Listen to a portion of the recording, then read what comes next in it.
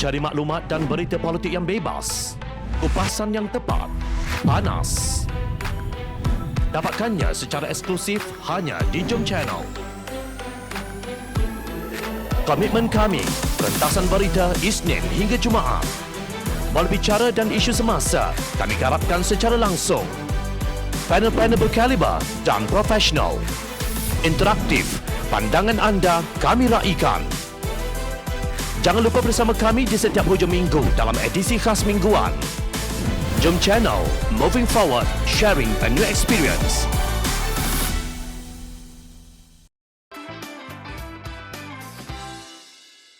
Titah Parlimen dibuka terus diingkari. Jom kita rentas apa pandangan pakar perundangan yang bebas di media perdana dan maya berhubung pandangan yang dizahirkan yang di-Pertuan Agong Al-Sultan Abdullah serta Raja-Raja Melayu supaya Parlimen bersidang secepat mungkin.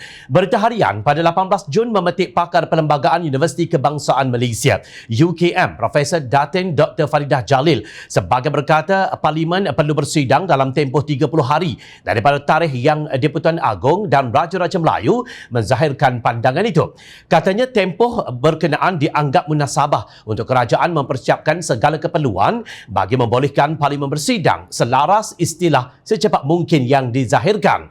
Dalam konteks undang-undang, Mahkamah pernah memberi tafsiran pada perkataan as soon as possible yang juga bermaksud secepat mungkin dalam kes Aminah versus Superintendent of Prisons Pengkalan Cepa Kelantan. Ia diartikan sebagai secepat mana yang munasabah menurut keadaan sesuatu kes. Kayu ukur yang penting adalah tempoh masa munasabah menyediakan keadaan dan keperluan bagi membolehkan Parlimen bersidang. Katanya seperti dipetik Berita Harian. Menurut Faridah, dalam aspek persidangan, kesemua ahli Parlimen sudah divaksin, manakala pegawai Parlimen juga boleh divaksin segera selain tiada isu besar dari segi susun atur Parlimen, kedudukan kerusi dan penjarakan sosial. Jika kerajaan bertindak pantas dan efisien, saya kira tempoh munasabah untuk Parlimen kembali bersidang ialah 30 hari dari tarikh yang di-Pertuan Agong menzahirkan pandangan, tegasnya. Berita Harian juga memetik kenyataan Fellow Penyelidik Undang-Undang dan Perlembagaan Pusat Polisi Perdana Universiti Teknologi Malaysia UTM, Dr. Muhammad Fathi Yusof yang juga menyuarakan pendapat yang sama. Saya mencadangkan Perdana Menteri menetapkan mesyuarat Dewan Rakyat pada akhir bulan Julai sebelum tarikh asal tamatnya darurat iaitu pada 1 Ogos. Sebaik perasmian persidangan, kerajaan perlu mengemukakan usul khusus bagi menilai tahap keyakinan Perdana Menteri dalam Dewan Rakyat supaya setiap pertikaian berkaitan tahap sokongan kerajaan sedia ada dapat dirungkai dengan cepat dan jelas, katanya seperti dipetik. Pakar Perlembagaan Universiti Malaysia Pahang UMP Profesor Madya Datuk Dr. Wan Ahmad Fauzi Wan Husin pula berpendapat Parlimen perlu bersidang lebih pantas daripada tata cara biasa yang memerlukan notis sekurang-kurangnya 28 hari sebelum dilaksanakan. Kalau tengok pandangan yang di-Pertuan Agong serta Raja-Raja Melayu berhubung pentingnya mekanisme semak dan imbang, ia bermakna sidang Parlimen tidak boleh dilengahkan lagi. Makna secepat mungkin ialah Parlimen bersidang sebelum darurat berakhir, iaitu seawal hujung bulan ini atau sekitar awal bulan depan, katanya lapor Berita Harian. Sementara itu, Malaysia kini memetik kenyataan pakar perlembagaan Profesor Syed Salim Faruqi yang berkata bahawa di bawah perkara 150-2 Perlembagaan Persekutuan Perisytiharan Darurat dan Ordinan Darurat boleh dibatalkan menerusi Parlimen. Pada pandangan saya, perisytiharan darurat wajar dibentangkan di Parlimen sebelum darurat tamat. Tak ada gunanya membentangkan sesuatu dengan niat untuk memperhalusinya kalau dilakukan apabila ia sudah pun tamat.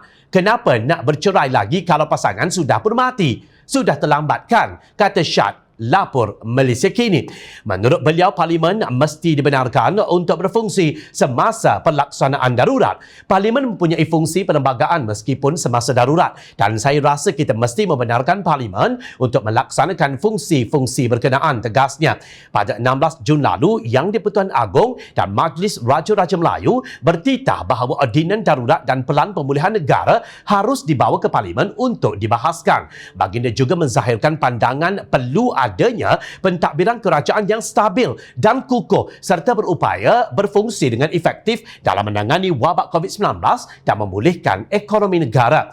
Malah titah Raja-Raja Melayu itu dizahirkan dengan lebih keras melalui satu khutbah pada Jumaat lalu di negeri Perak oleh Jabatan Agama Islam Perak. Sultan Perak Sultan Nazrin adalah timbalan Yang di-Pertuan Agong. Baginda juga ketua agama di negeri Perak. Antara lain, khutbah itu menyebut amatlah tidak munasabah jika institusi ketua agama negara dan raja pemerintah di negeri-negeri diwujudkan untuk menyempurnakan tugas-tugas istiadat kerakyaan semata-mata atau dianggap boneka untuk menurunkan mohor perkenan kepada setiap dokumen yang dipersembahkan dengan mata tertutup, mulut terkunci dan tangan terikat. Untuk melaksanakan bagi memenuhi peranan Raja-Raja Melayu sebagai penimbang tara yang adil lagi saksama, Raja Pemerintah wajib diberikan nasihat mengenai situasi sebenar kehidupan rakyat dan negara menurut khutbah berkenaan, bahawa amatlah penting untuk barisan yang bertanggungjawab dan diamanahkan menasihati Raja Pemerintah bersifat arif, lagi berilmu, telus dan ikhlas, jujur dan benar supaya Raja Pemerintah tidak diulik dengan mimpi palsu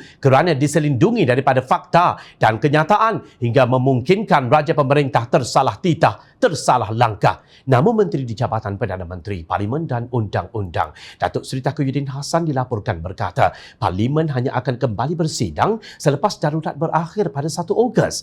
Beliau berkata memandangkan darurat masih berkuat kuasa, tiada notis yang dikeluarkan Dewan Rakyat untuk persidangan diadakan. Selepas proklamasi darurat ditamatkan, barulah boleh dikeluarkan notis sekiranya Parlimen hendak bersidang, tegasnya seperti dipetik bernama. Nampaknya tidak kira apa pendapat Raja-Raja Melayu dan pakar perundangan, Perikatan Nasional tetap berdegil ingkar kepada titah Yang di-Pertuan Agong dan institusi istana. Tidak kira berapa ramai rakyat yang mati bunuh diri, Kerajaan Perikatan Nasional ternyata tidak pernah peduli.